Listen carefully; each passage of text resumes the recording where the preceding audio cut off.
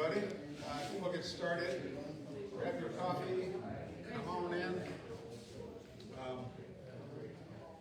So, as always, we'd like to open with a word of prayer if we can. And so grab a seat.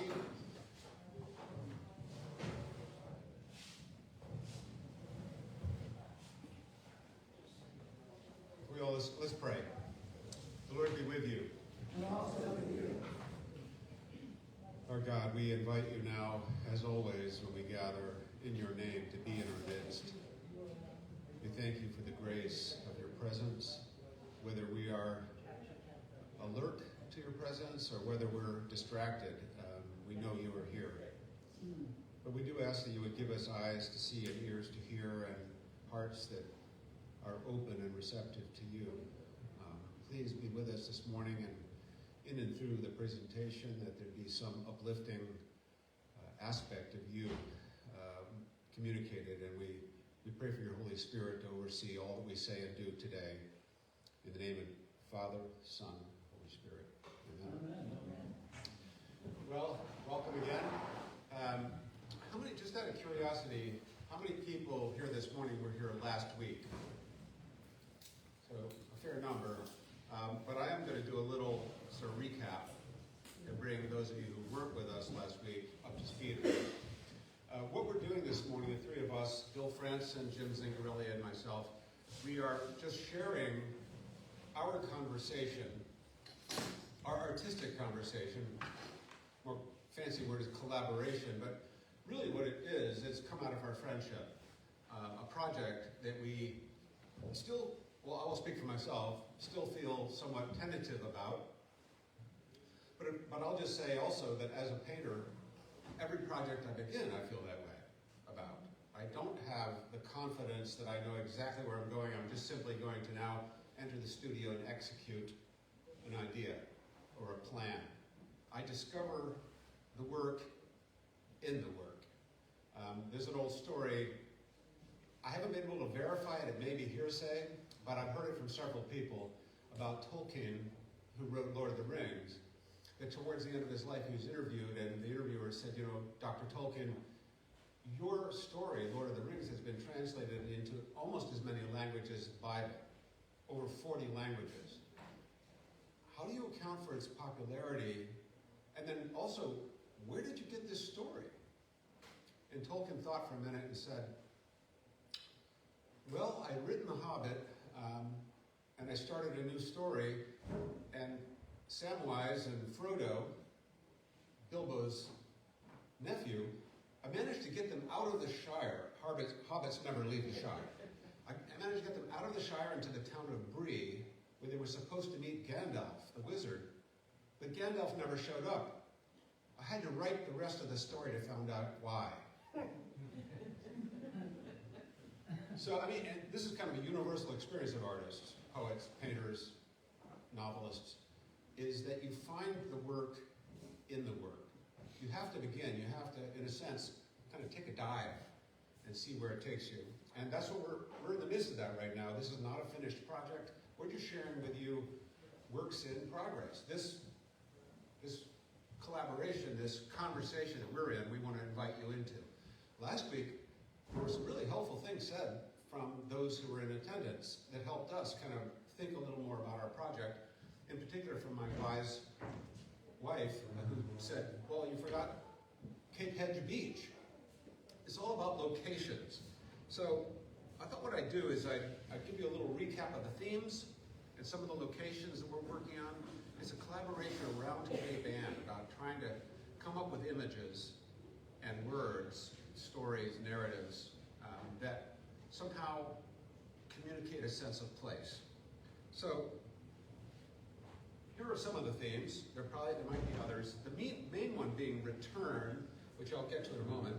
But first and foremost, the feeling of local, which is the root of location, that sense of place, which in a highly mobile society like ours, it's something that seems to be vanishing. We're people who move around a lot. We live on our computers. We tend to often lose touch with terra firma, the ground under our feet. Luckily, we have people in our congregation here like Dorothy Boers who remind us that we live on the edge of one of the most miraculous ecosystems on the planet, the Great Marsh, and the marine wildlife and biodiversity that we need to be sensitive to. But as artists, we want to come at that same place, but from a standpoint of the way things look, but also the way things feel, things that can't be communicated entirely in words, even though we're depending on our buddy Mark Sargent, who's doing the writing for this project, to give words. But we, even yesterday, as we were thinking together about, well, what do I want to say tomorrow morning,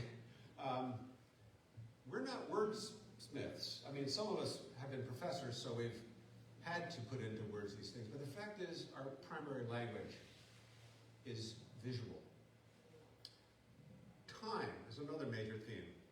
Well, as Z said last week, we're living in an in an area that's a glacial moraine. So it makes us think about geological time. The advance and retreat of these glaciers over millions of years carved out this land and created the particular character of this place.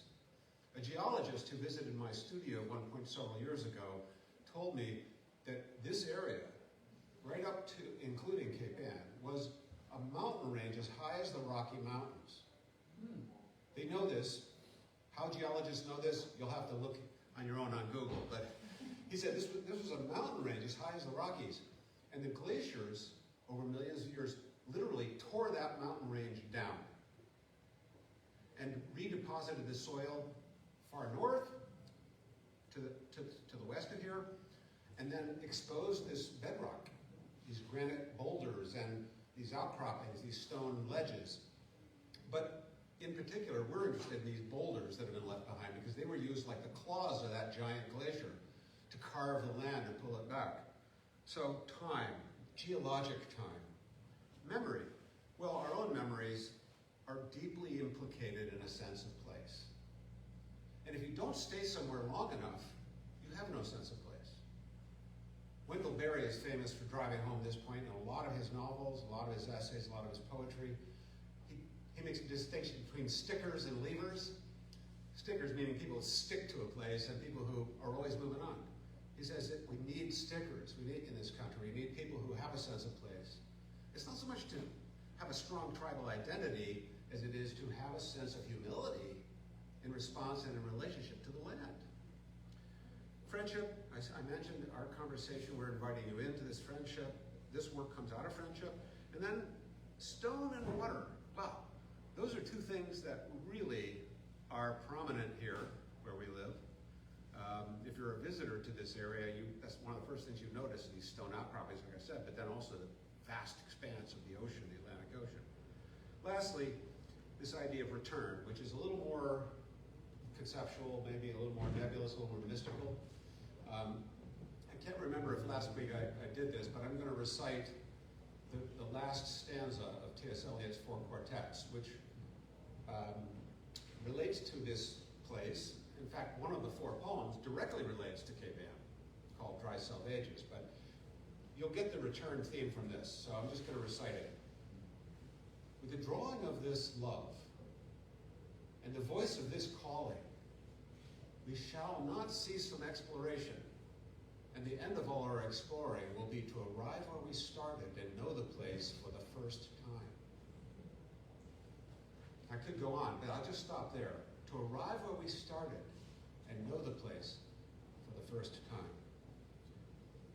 Okay, and then last thing I want to do here quickly before I turn it over to Z is, what are the locations in this place? Gloucester statues, Joan of Arc, Man at the Wheel, Fishermen's Wives Memorial. That hopefully will come out as our project unfolds. Why those statues? Well, they have to do with history. Halibut Point Reservation, History, Water and Stone, Dogtown, the Babson Boulders, Bass Rocks, Ravenswood Park. There are some great parks in this area. Bradley Palmer and Appleton Farms, which you'll hear about a little bit from Bill. Walker Creek, our neighborhood, which is the beginning of the Great Marsh.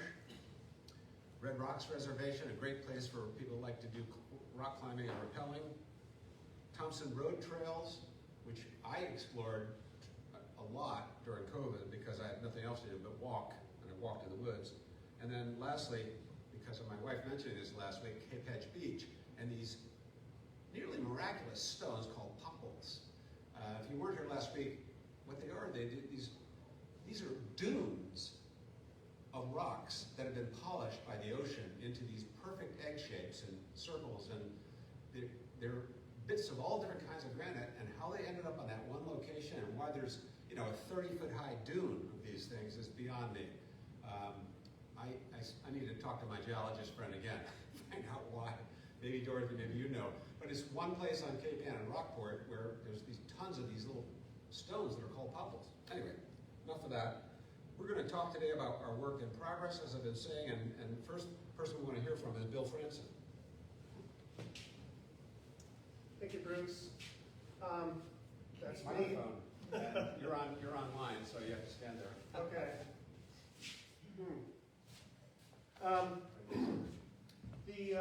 The initial slide that describes, what we are doing, I think captures so much for me in a very specific way who I am. The sense of return, the sense of place. I grew up on Porter Lane, and I was more a woods kid than a TV kid, so I spent a lot of time in the landscape, and I know this area pretty intimately. So even though the project isn't based on this area specifically, the sense of returning for the first time, again, and see it for the first time, is resonating for me. Thank you. Which button do we push? Oh, it's on. You can just leave it right there. Oh. It's just so I can hear Well, you. that's you. Oh boy. I thought I would talk about how I approach a project as a photographer. There are all kinds of ways to approach a subject. Some people, contemporary photographers, have chosen to use a digital camera and then from there, create what they have photographed on a computer. My reference to television and not spending as much time as in the woods, kind of relates to that because I discovered early on that sitting in front of a computer was pretty boring for me. So, initially as a photographer, I had to, as a corporate photographer, move to digital equipment because it was required.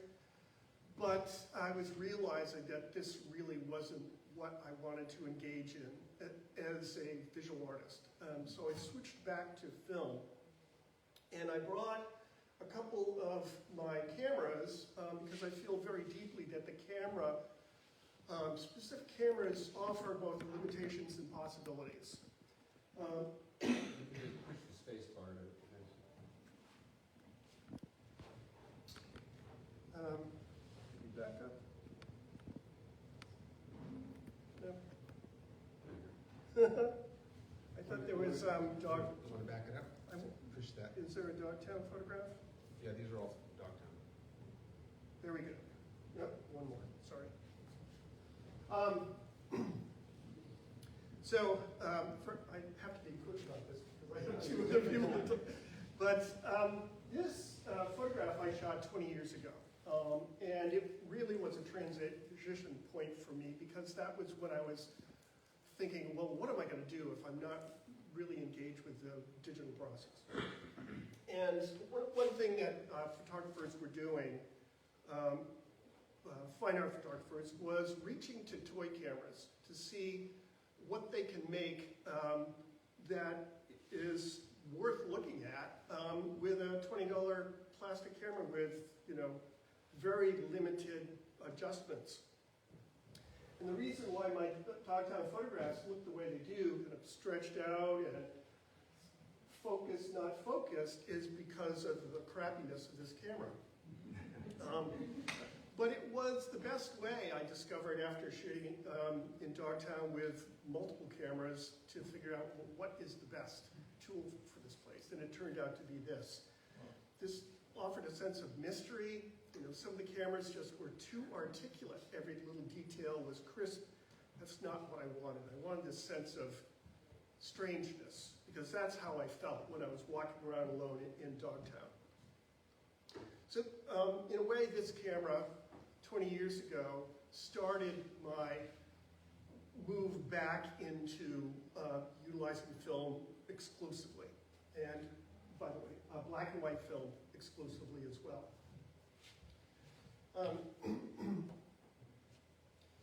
This large camera here, 4x5, the film camera, old-fashioned. It was made 2 years ago in China. It's a gorgeous, gorgeous camera. And I utilized a camera like this to photograph in Appleton Farms. And you know, if you have a chance after we talk to take a look at the prints, I wanted to show prints because you know the prints are very specific to what I'm doing. The large camera taking it to Appleton Farms slowed me down, and typically when I work slowly, I make crappy photographs. And I thought, I've got to get out of this hole. So I had my wife drop me off at Appleton Farms. I wandered around for an hour with another large format camera, and slowly a project came to be. You know, every week I would go to Appleton Farms. You know, after a month, I thought, I'm going to make this a one-year project. I'm also going to make prints with cyanotype materials, which are blueprints. And at the end of it, December, I think I went back December 27th for my final photograph. I had a complete project. And shortly after, the Ipswich Museum invited me to actually show the work in their Appleton gallery, which was crazy to discover that my work on Appleton's was going into the Appleton gallery. Anyway, choice of camera slows you down. When you look through the camera, you're looking at the world upside down and backwards, which cameras do, even though viewfinders will flip it for you. Upside down and backwards is an abstraction, so you're looking at form more than you are actually, you know, that's a tree, that's a rock, that's whatever. You are designing according to tone, shape, texture, instead of tree, rock, whatever. And that sense of abstraction really helps the design process. I think I'm still working on a project along the Mason-Dixon line called Mason-Dixon American Fictions. I've been shooting that with a square format, medium format camera. And the reason for that is it's more portable, and it just worked out that not having to bring a tripod necessarily, seeing something getting out of the car or just walking around a town or a city, carrying something lightweight made a lot more sense. This camera here is another camera from China. It was actually custom made for me. It's a panoramic camera. And I haven't really engaged with this as much. It was a pandemic purchase. But I absolutely love it, and I'm already thinking, well, how am I going to approach this project that we're engaged in? Am I going to use panoramic exclusively? And, you know, what am I going to do? And I'm at that stage, I just don't know. And it's going to require going there to some of the locations with different equipment to figure out how am I going to approach this. Is it with different cameras, or is it just one specifically? Very quickly, and again, if you have time to come up, I brought some prints from the Mason-Dixon project. I really should have included this in the slideshow so you can actually see them without having to come up here. Bruce wrote a fabulous, in all humility, article about Mason Dixon, American Fictions for Me, which was published in Image. One project I didn't mention is every once in a while when I get to teach in Orvieto, Orvieto is so beautiful. As a photographer, it's like, what can I possibly shoot that hasn't been made before? I discovered Orvieto at night, and the 3 times I've been there, I will, after dark or very early in the morning, will wander Orvieto alone, feeling very safe, by the way, and photograph the city, town at night. This project isn't done. I'm hoping to go back as soon as possible. But yeah, so I just want to wrap this up by saying that the tools for me are vitally important. Which tools am I going to use?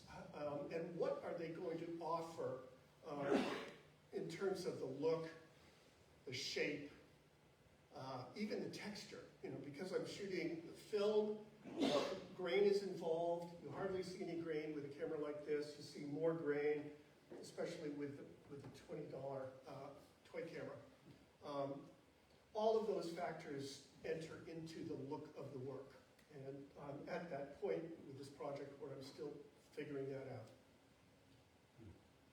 Thanks. Yeah. Thanks. Advance through his slides to get to your. Oh, I'm sorry. Yeah. Sorry.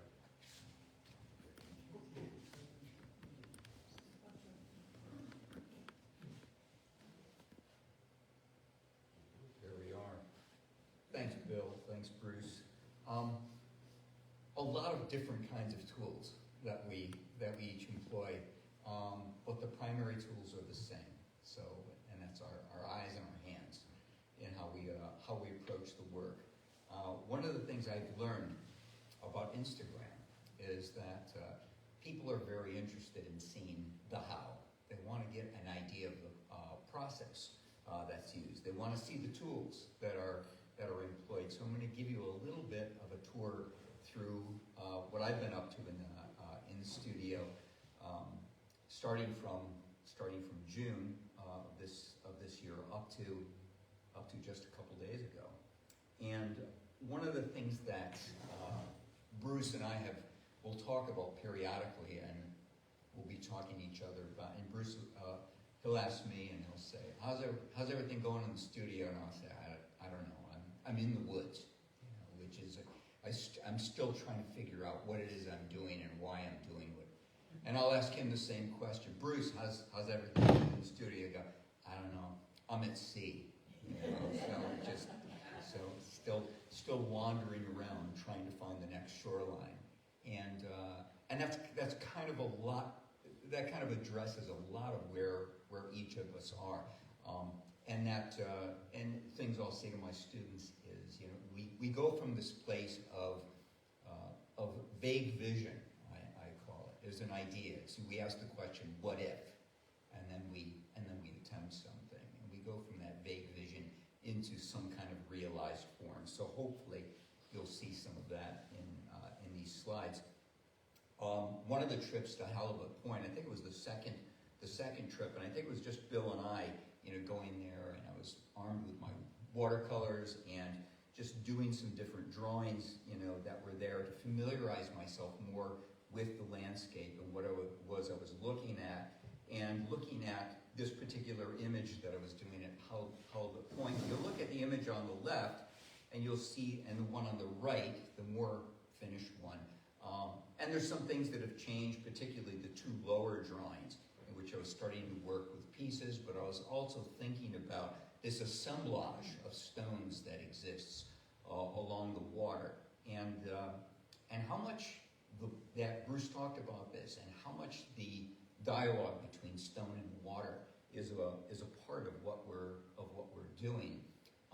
Originally, I was thinking maybe I'll work in Rockport stone. Of course, all of this is granite. That would be a much more extended project, and would certainly take a lot more time an effort.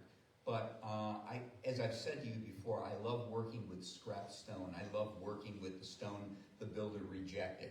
And so this is a piece of Vermont marble. It's from West Rutland, which is no longer quarrying any longer, so it's whatever is still left from the quarry that's there. The image on the left that's my pneumatic hammer, so I use air tools, I use power tools like angle grinders and diamond saws, and I use a lot of hand tools, hand hammers and chisels, and you'll see some of that in these photographs. So the one on the left is called dressing the stone, and dressing the stone is just kind of preparing the surface, familiarizing myself with areas of what's hard, what's soft, and then drawing on the surface of the stone and seeing where that might go. And so between the drawing and starting to cut into the stone and kind of making alterations and adjustments, so not becoming, so to speak, a slave to the drawing. So finding out, like an old sculptor once said to me, you have to, it's this dialogue between you and the stone. What is the stone telling you? So you can't just be the boss, if you will. And I mean, what can you do without espresso? This is what keeps us going. And you'll just see some development. And these next two, you can see changes that have taken place, even from the left side to the right side. And whenever you create a void or a hole in the stone, one of the things it does is it opens up the space naturally. But it also creates a place of weakness in the stone. So as you start to drill and carve through the stone, greater caution needs to be taken. And so I had worked on this, I had opened it up, and then I said, probably time to put this away. And so this is one idea that I'm playing with. Another idea I'm working with is the idea of working with pieces. And a number of you know, and you've seen the Sacramento stones and some of those stones that are up in the Art for Haiti exhibit right now. That's in the Preston Cutler room. And so the idea of creating dialogues between different stones. And the photograph I showed you last week on the right was going to Bass Rocks and just taking different kinds of stones and kind of lining them up next to each other. And so one of the things that I'm playing with is the idea of working with stones, creating an assemblage, but also not pushing the process so far that I don't leave room for some of the natural or broken stone that's in there. A little bit more on that. That, of course, is my angle grinder with a diamond saw on it that you'll see a couple marks at work. One of the things that I do is whenever I teach up at the carving studio in West Rutland, so if you're looking for something to do for a week in early June of 25 and you want to learn how to carve, come on up and take the class. I've got students that anywhere from high school and all the way up, retirees, 70s, 80s, have never carved in stone. By the end of the week, they've got something that they're working with. Well, there's all kinds of big projects that are also going on at the carving studio, and what I do is I grab the remainders. I take all of the scrap stone, and that becomes for me a new dialogue for those particular pieces. Once again, looking at something, and one of the questions that I'm asking is, what do we mean by inspiration? We're all going to Halibut Point and Dogtown and Bass Rocks, Walker Creek. We're looking at these places and we're in dialogue with it, and inspired by it. Inspired also by what one another's doing, by what Mark Sargent has written. And so one of the things that I've done is starting these particular pieces, but also kind of leaving part of them as fragments, leaving some of the brokenness within the fragment. And so those are some other pieces that are underway. The other thing I talked about last week is the idea that stone, when things are written in stone, there's a certain kind of permanence that's applied to the word. And I'm starting to think about particular inscriptions that's not an actual language, but kind of alludes to language. So as opposed to spelling things out, like the slide on the left, in Dogtown, as opposed to actually using our own Arabic letter forms, what I'm doing is I'm kind of creating these, I don't know, semi-primitive, inscriptions within the stone. So I'm playing with that idea as well. And you'll see that in some of these other stones over here along the line. The piece on slide on the left, so that's Vermont marble. The piece in the middle is a different kind of marble from Vermont Danby, and then the piece on the right is I was told it's Italian. It looks, there's usually a red stone like that is Persian marble, which comes from Iraq, but there's also a kind of marble like that comes from Austria. So where does that scrap come from? I still don't know. The sculptor I talked to that's working on a bigger piece of that, he says, someone told me that it's Italian, but we're really not sure about that. A poem that I want to read here is a poem by the Mexican poet Octavio Paz. He wrote this in the 80s, and this poem has so much to do with the dialogue that takes place within the natural world, particularly these elements of wind, water, and stone. And for me, there's something that resonates in this poem that resonates in the process of my working in stone. So let me just read this to you. Wind, water, stone. Water hollows stone, wind scatters water. Stone stops the wind, water, wind, stone. Wind carves stone. Stone's a cup of water.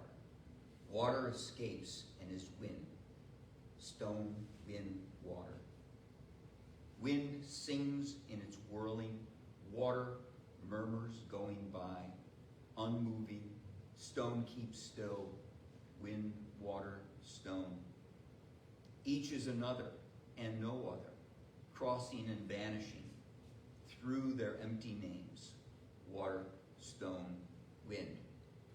Now it sounds even more beautiful in Spanish, but my Spanish is very bad. I could read you an Italian translation, which I have, but we won't go there today, maybe for another time.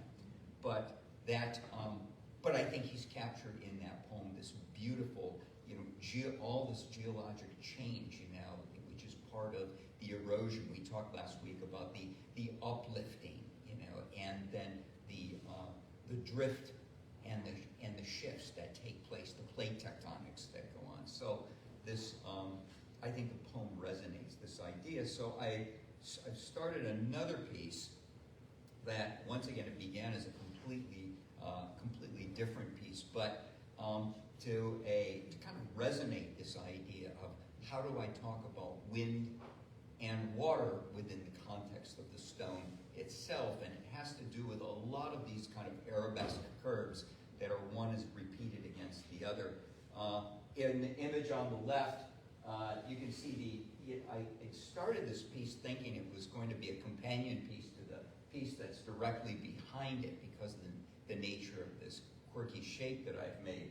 And I just wasn't satisfied with it, and I started doing some drawings, and from those drawings I started to create these repeated art forms. And so what I'm doing in order to create those curves, I'm using my diamond saw to slice, kind of like a bread slicer, into it, and then break those off, and then to take my hammer and chisel and to start shaping that stone. And you can see on the bottom three is a little bit of the process, so that once I've got some essential forms in there, now I can start working in the detailing and some of these kinds of folds now that start to occur. And by repeating those sounds, because I think about them as that kind of repeated rhythms or sounds between one another, we come to now the place on the far right. And so that was just last week, that we've gotten to that point. So what else can I tell you except stay tuned? There's more to come. Bruce? Thanks, Steve. We want to leave plenty of time for conversation with you. We want you to be part of this conversation, so I'll be very brief. Last week, I think I showed that I've, of all these locations, I landed on one particular spot there, in Hallett Point. There it is. And spent a better part of a morning just sitting. Granite is nice, it sucks up sunlight, so it's actually a nice little warm seat. And was able to just do a little watercolor. For me, making the watercolor is more of a way of thinking than it is making a work of art. It's more just the act of looking. And the same thing with drawing. Drawing is a process that slows me down. Bill talked about this tripod land camera slowing him down. And actually talked about it gives you an upside down and backwards image. It's not like a single lens reflex, which has a mirror that turns it around for you. You're actually getting an upside down image. Why? Because that upside down reversed image forces him to look at the world as pattern. And forces him to look at it as color and texture and shape relationships instead of identifiable objects. Why is that important? Same reason you see in Z's work, this kind of refined, essentialized forms that might remind you of wind, they might remind you of the flow of water, of rocks, but they're forms. They're kind of purified, abstracted forms. By abstract, we simply mean pulled out of the normal context and kind of zeroed in on. And so as artists, that's something we want to do. Well, for me, even though I'm doing something like this, which is a recognizable image, not great in this brightly lit room for you to see it, but it's that same scene that I was sitting at is now the start of an oil painting. And you can see the flipping, I'll flip here back and forth a couple of times so you can see the change just in one painting session. That's how it, that's where it was. And then when I was done that morning, this is what I had. Subtle changes, but important changes, because what it does, it begins to come alive, it begins to take on the sense of presence. But even though that's a recognizable image, for me as a painter, what I'm actually manipulating are abstract forms, darks and lights, textures, shape relationships, etc.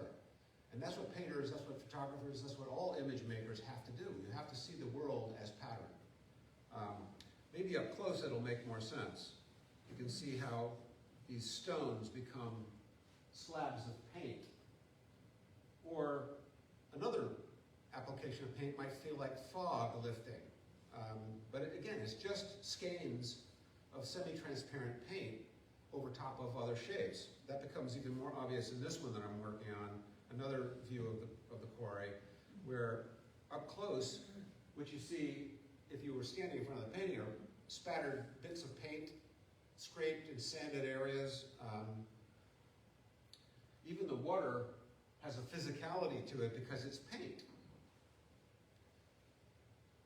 Here's another more obvious one, even where up close, what you really mostly see is texture and shape relationship. But that abstraction and abstract art in general, really, this is all it is. It's a way of remembering space, of remembering form, of remembering light, and kind of zeroing in on it. Here's another little painting. It's about an eighth of the size of the image on that screen. The other thing about looking at slides or looking at a computer image is it totally distorts what the actual thing looks like. That's why you have to come and look at actual work. This is what you see at the end of my street, Walker Creek. And I'll just end with this saying, and then we're going to have a little bit of conversation and then invite you in. I'll just end by saying, for me, this project is going back, because I have not been doing scenic painting like this for more than 40 years. And you might think, oh, well, Bruce, you've been painting for a half a century, you should be really confident. Truth is, I lack all confidence right now about what I'm doing in the studio. And that risk of losing control, of not knowing where I'm going, is what's keeping me alive as a painter. It's like that story that Tolkien said about, he'd gotten the hobbits to breed, but Gandalf never showed up. He had to write the story to find out why. So we're finding out why. We're finding out how. We're finding out what. what does this project want to become? I wish Mark Sargent, who lives in Morro Bay, California, I wish he could be here because he would make sense of all this. He would tell us what it's about because he's a clear thinking man and he writes legible, coherent essays. We're just blundering into this stuff. So I think we'll blunder together a little bit and then invite you in. How's that? All right. Can you guys move over here a little bit? And Ezra, you might want to adjust where the camera is. Now, we want to make sure everybody can hear us and the people online can hear us. There we go. So speak up a little bit. All right, guys.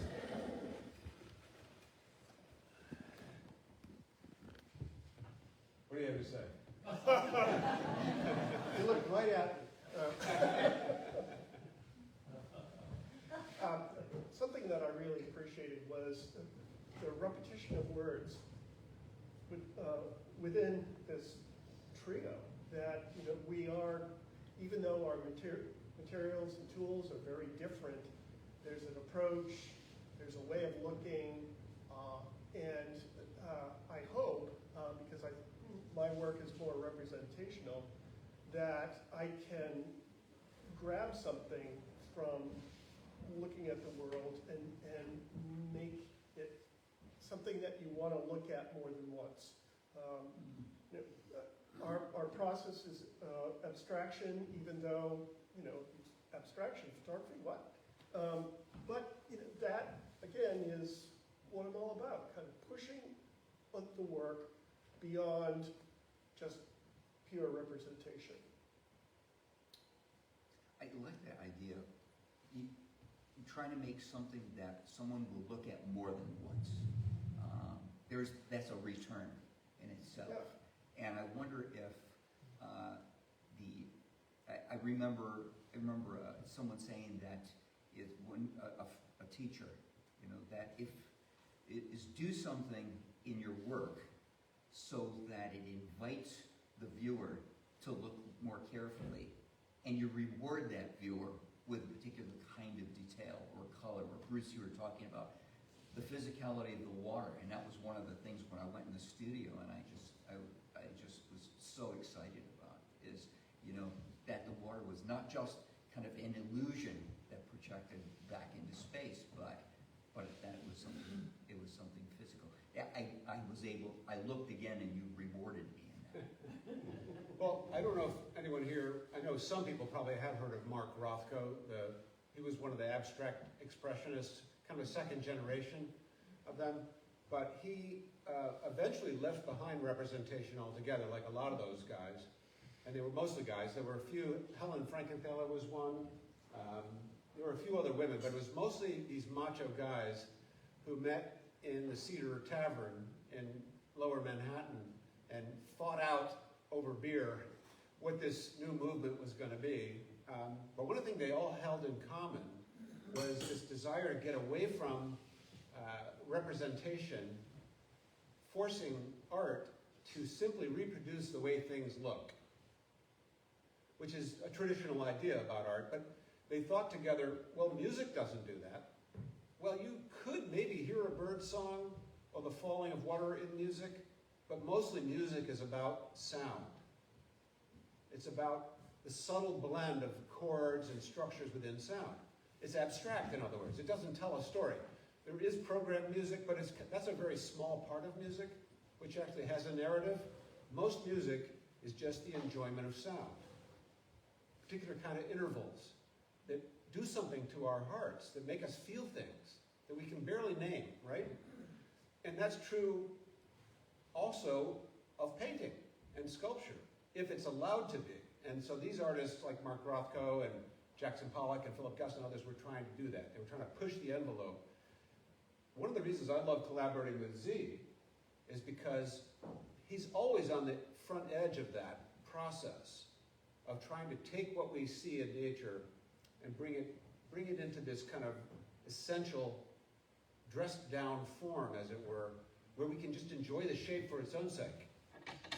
And I love what you said, Bill, about having to look at the image upside down and backwards in order to design. Could you say a little more about that? Now I would love to hear more about design and photography, because when we hear design, we usually think graphic design or advertising or something like, or poster design, but you're talking about something deeper than that. Yeah. If you folks come up, if you have a chance, the image is bright enough on the ground glass that you'll see the room upside down and backwards. And photography, by nature, unless you're working with collage and cutting and pasting, parts of photographs, is all about taking that rectangle and organizing what you see in a coherent fashion. And the thing that I really enjoy about photography is taking what could look like chaotic, shapes and forms and pulling it all together within the rectangle. And again, that rectangle is so important for me. A lot of my images are square. I don't know about you guys, but I always think, well, that is probably the least common shape of a painting. Why? Well, it's too, why? Perfect. Too perfect.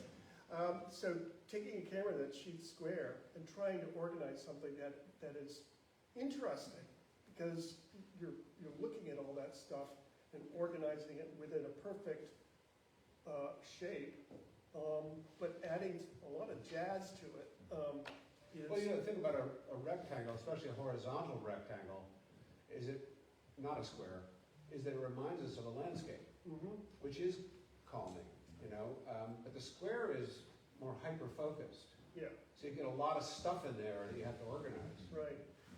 This panoramic camera, you think, oh, landscape, I've been doing this a lot. And that throws everything off.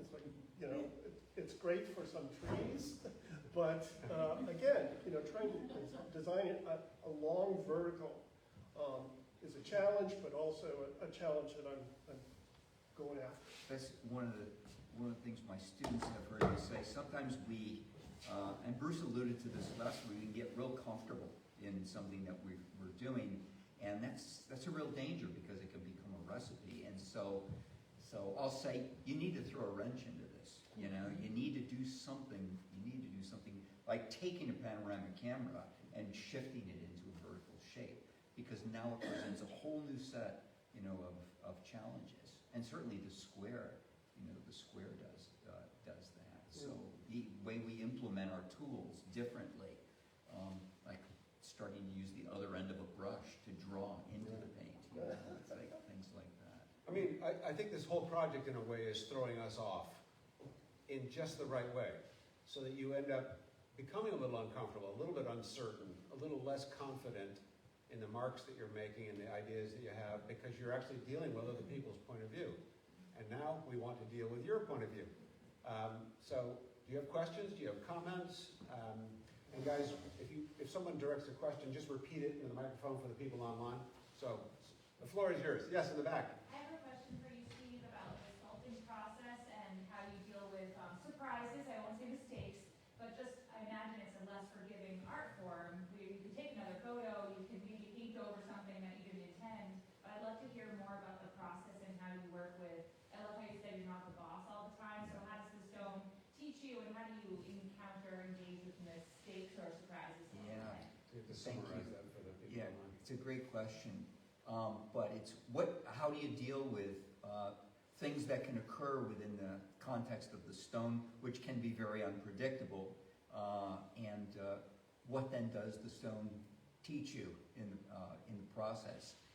And I love the question in part because there is an old sculptor, who I spoke with very early on, and I asked, and he told me, he says, Jim, he says, you have to become friends with the stone because you're going to spend an awful lot of time together. And one of the things I learned is that as you're carving along, stone has all kinds of veining in it. There's other mineral deposits, and iron within it, and so you think that you've got a beat on where the veining is, but again, because especially a lot of the stone, it was quarried a long time ago, it's broken off from another stone. So you'll be carving along and suddenly, guess what? Clink, and it's like the classic, cartoon, it's like something breaks up, the nose breaks up, right? So, which happened early on, very early in another sculpture. That's a different story. But it's, but at that point, it's kind of like, all right, I have to rethink this. I thought it was going to be this, but now this is what I ended up with. But the other thing you find out about carving is that there's always more stone there than you think there is. So there's always more that you can do in an area in which you say it's so it doesn't become lost or hopeless. And what happens with one of those voids, if I'm carving along and all of a sudden clink and the thing splits, in half. Well, now I've got two sculptures, or now I've got a different way of thinking about, the way these are going to organize. And I've even started thinking about what if it breaks? What if I start actually stacking those two halves so that it becomes a kind of stacking the way things occur there in Halibut Point. But I think it presents a new challenge, Are you upset? Do you get angry? Do you throw your hammer? All of the above. I mean, it's, but at a certain point, it's like put everything down, get your sketchbook, get a cup of coffee, come back, rethink what it is that you're making. So, but it is unpredictable. Other questions? Yes. I'm just wondering if you could all talk a little bit about your process and what, the moments maybe where it's like you kind of sort of force yourself to sit down on something or work on something versus moments that are more like, of a flow state, I guess, that, what does that look like for you all? Did you name for one of us or anybody?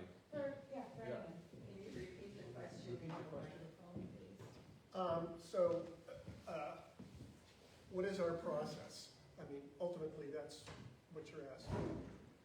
And, as I was listening to your question, I was thinking about the challenges in the process. Z just talked about that at length, about, what he's working with a chunk of stone, what happens when, it breaks or, the nose falls off, or you reassess. And as a photographer, there are a couple of things that happen to me. Photography is all about the light, really, and light reflected off its surfaces. Today, I would not go out to make photographs. It is so stark. The contrast is just too rich. So, I might be out and see something, and it's like, I gotta come back.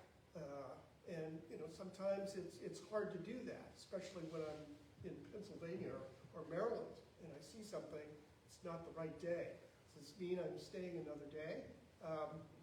You just don't know. Also, just choosing where to stand.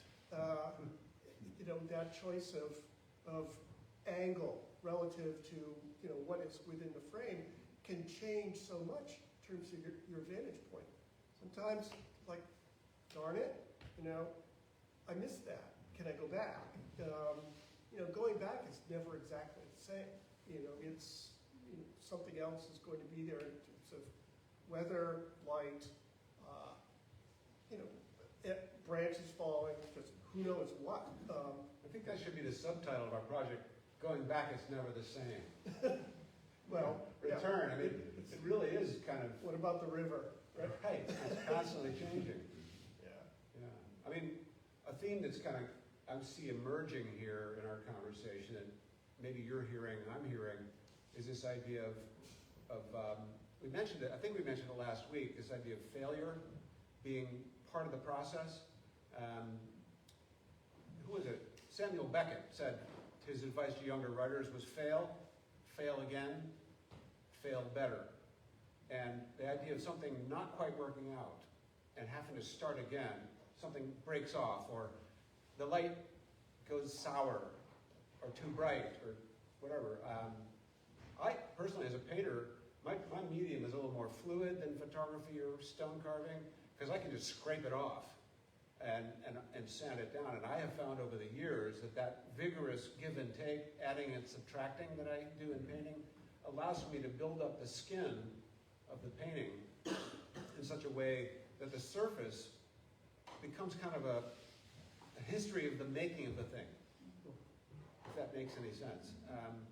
And in some ways, when you talk about that reward of getting close, if you come up to one, you can't see my paintings in reproduction. People think they can because they see an image, but you can't actually see the painting in a reproduction, either on the screen or on a computer or in a photograph. You have to be there in front of it because it's all about the sensuousness of the surface, about this little bit of texture against that texture, this brush mark, that scrape mark, that sanding mark. Yeah, the face of the painting, the surface of the painting is the painting.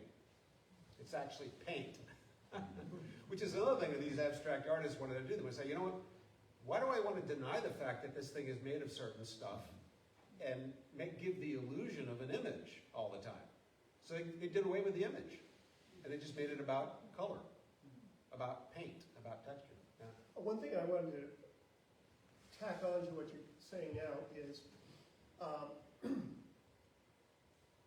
where are we going to go with this? So, you know, are we going to, we'll have an exhibition. Okay, so what happens to Mark? You know, his work on exhibition, I mean, it's the written form. Catalog. Well, so your work is several steps away in a catalog from the painting and the surface.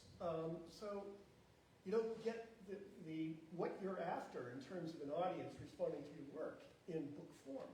It works better for me because, you know, so many of the photographs we look at are in book form. As long as they're well done. True. In the book, because Right. you get crappy reproductions of photographs. Yeah. So one of our challenges is, as we move farther along, is how are we going to incorporate these together and present them to an audience? And, you know, so I take it a step further, present them to audiences, you know, so the hope is that there'll be more than one viewing, more than one place, Sure. you know, so, you know, looking ahead. I mean, for me, it's, you know, it's all about this realized physicality, you know, we talk about the presence and the physicality of the paint, and, you know, it's like if you see, and you know, Bill, our photographer here, who says, well, you know, he can project an image up on the screen that will be a simulation, a fairly close simulation, but still he prints the print of the photograph is just as important as the physicality of Bruce's paintings as the physicality of the sculpture that I'm making. I think it's the presence of the thing itself is really vital to the work. So my hope is that the work will, you know, have several lives in Several different lives. several different lives in how it's presented. Well, we're out of time, but we have a few minutes before church. If people want to come by and look at Bill's prints, I don't know if you can take them out of those acetate sleeves, but that reflective acetate messes up the image. Actually, his photographs do not translate well into images on the screen. They're beautifully made images on a particular kind of paper with a particular kind of process, particularly the cyanotype, the blue one. They're stunning. But thank you for your attention, and thanks for being with us today. Feel free to hang out a little bit.